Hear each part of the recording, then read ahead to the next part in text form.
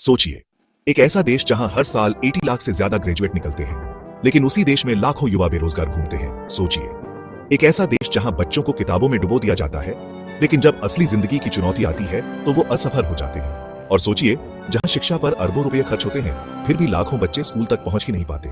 दोस्तों, ये कहानी किसी और देश की नहीं, ये है हमारे भारत की। अगर आपको लगता है कि भारत की शिक्षा व्यवस्था बदलनी चाहिए, तो इस वीडियो को जितना हो सके शेयर करें। नीचे कमेंट में बताइए, आपके हिसाब से भारत की शिक्षा की सबसे बड़ी समस्या क्या है। और हाँ, चैनल को सब्सक्राइब करना मत भूलिए। भारत दुनिया का सबसे युवा देश है। यहाँ 65% से ज्यादा आबादी 35 साल से कम है, लेकिन हमारी शिक्षा व्यवस्था इस ताकत को दिशा देने में नाकाम साबित हो रही है। अमीर बच्चे आधुनिक तकनीक से पढ़ते हैं और गरीब बच्चे टूटी हुई बेंच पर बैठकर। यही से शुरू हो जाता है शिक्षा का असमानता का खेल। हमारे स्कूलों में बच्चों को सवाल पूछना नहीं, सिर्फ रटना सिखाया जाता है। नतीजा डिग्री तो है, पर स्किल्स नहीं। देश के लाखों स्कूलों में शिक्षक ही नहीं है, और जहां है वो पढ़ाने से ज्यादा सरकारी कामों में लगे रहते हैं।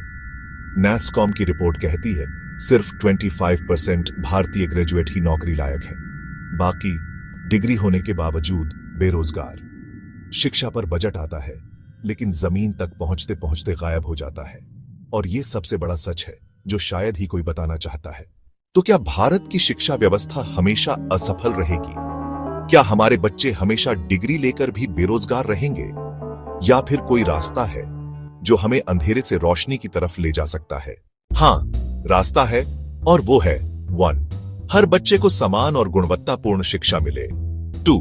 पढ़ाई रटने से हटकर कौशल आधारित हो।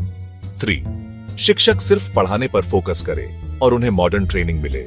4. और सबसे जरूरी, भ्रष्टाचार पर लगाम, ताकि हर रुपया सही जगह इस्तेमाल हो। भारत की शिक्षा व्यवस्था पूरी तरह असफल नहीं है, लेकिन अधूरी जरूर है। अगर हम इसे बदल पाए, तो यही शिक्षा हमें दुनिया का सबसे मजबूत देश बना सकती है। और इसकी शुरुआत हमें आज से करनी